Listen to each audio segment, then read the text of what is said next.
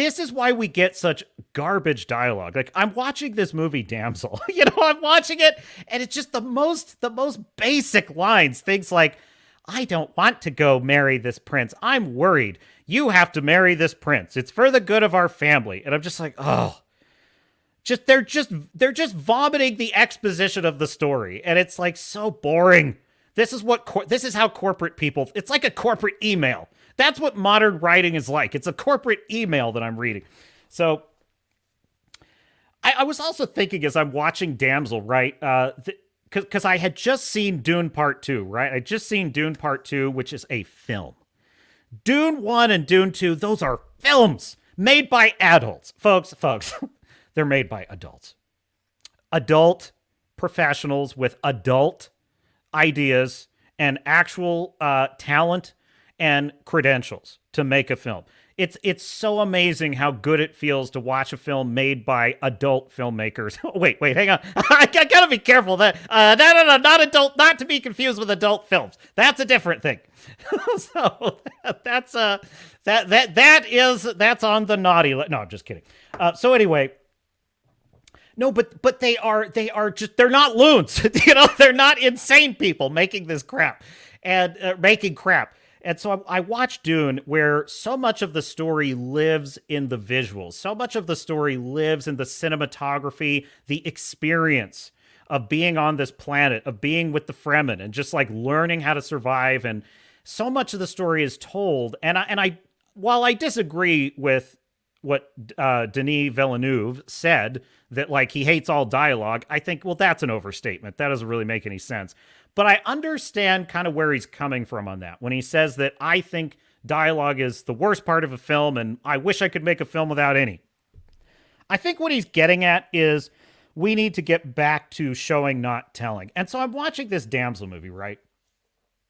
And I'm thinking, they have zero trust in the audience because they think the audience is stupid. That's number one. Number two, these really are bad writers. These are people that do not understand how to build suspense, how to build tension, how to build a story, right? And I just think about how Dune opens up with, you're in the desert. You're with Paul Atreides and his mother. They're on the run for survival. Now, if this had been in the hands of like the type of writers who did Damsel, right? For example, you would have had one quick shot of Paul and his mother, and they would have explained to each other the danger they're in and what's going to happen if they're captured. Then we would have cut away to the Harkonnens, and we would have had a bunch of quick exposition about what the Harkonnens are doing and what they're doing next. And then we would have cut over immediately to the Emperor and had a bunch of exposition. We wouldn't have had time for any of those scenes to breathe and unspool and let us get kind of stuck into those scenes. So what I noticed with Damsel is it's just this rapid fire. It's just like Rebel Moon. It's just like Rebel Moon. It's like narrate what's happening. Oh, dude, it starts with Millie Bobby Brown saying in voiceover, she's like, many stories are about a man rescuing a damsel. This is not that story. And I'm like, oh, fuck. Oh, God. It's like, this idea for a story could work. It really could.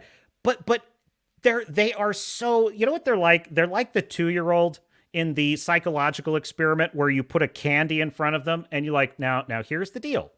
If you resist eating that candy, when I leave the room, I'm going to come back, and if the candy's still there, I'm going to give you 2 candies, right? And that's the bargain. If you can resist, and it shows that 2-year-olds lack impulse control, because what always happens? The kid eats the candy, right? The kid is not able to delay the gratification of eating the 1 candy in order to get 2. And they try, but they fail, right?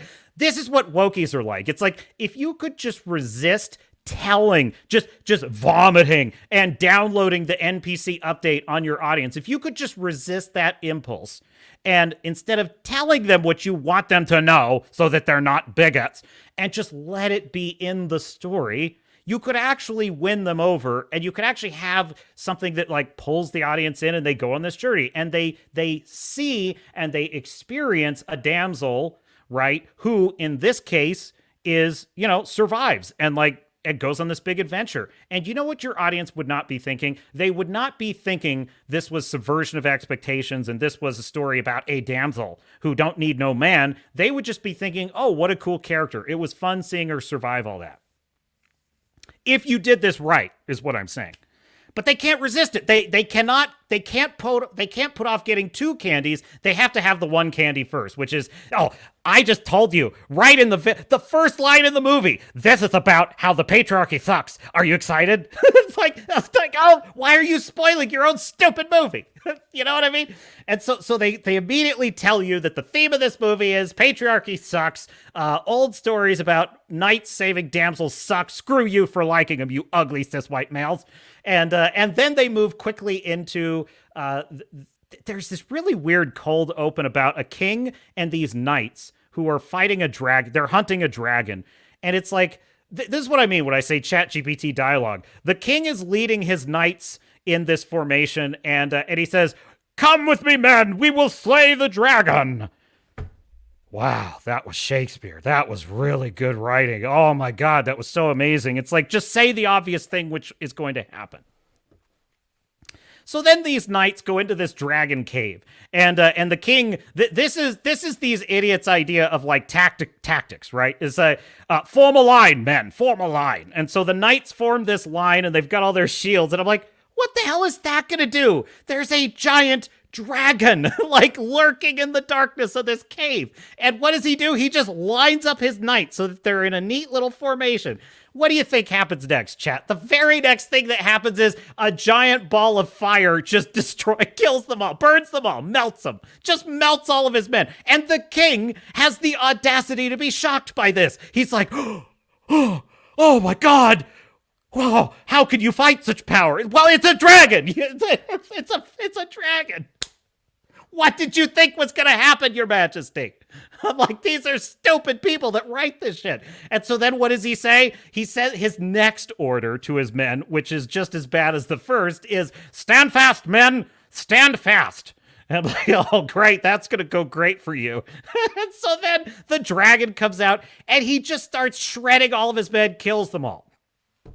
Now it's just the king. It's just the king. And he's looking up at the dragon.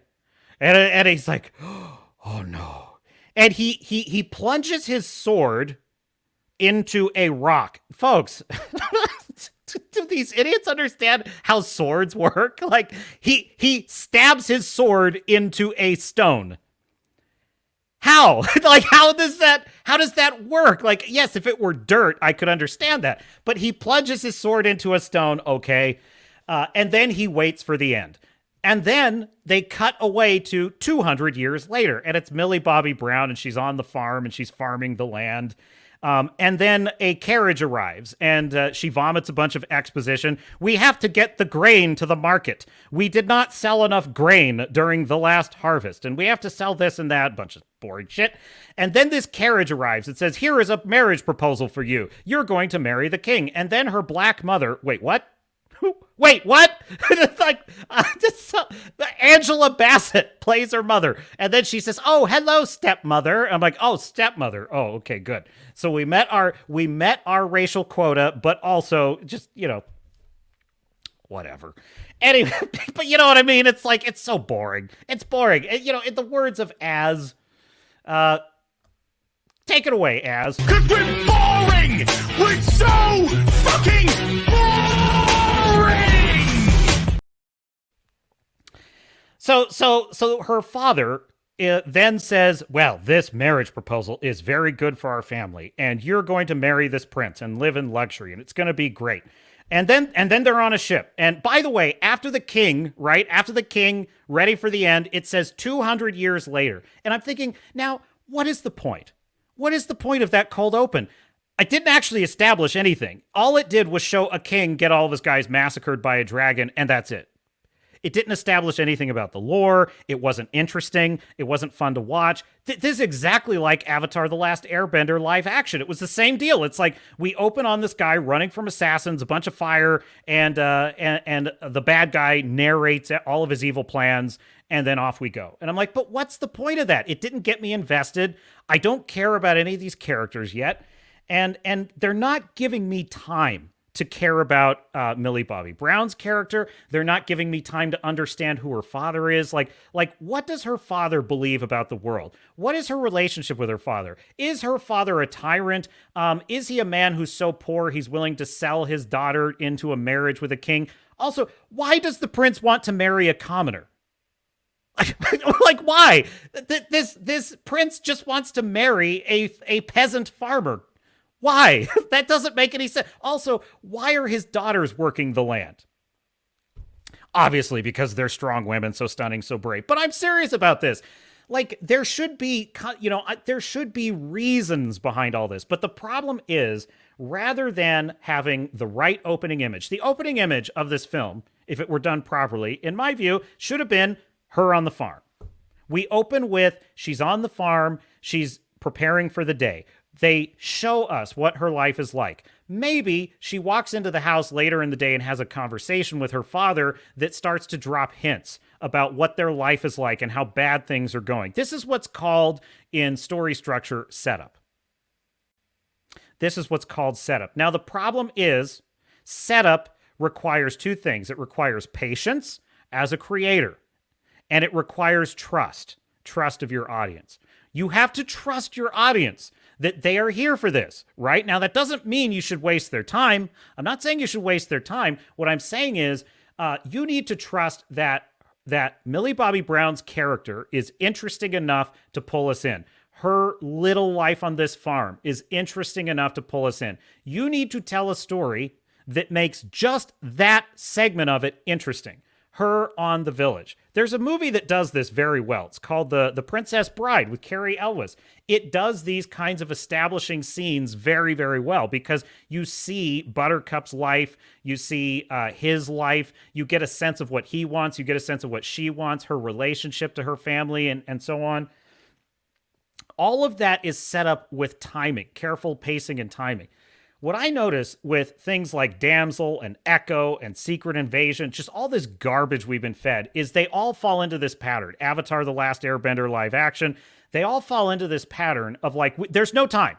We don't have time for characters. There's too much to do. We gotta show the bad guy doing bad things. We gotta show magic. Ooh, big CGI fight. Okay, now we gotta show this. Now we gotta narrate the backstory. Now we gotta show this happening. Now we gotta show that happening. And it's like, there's no time.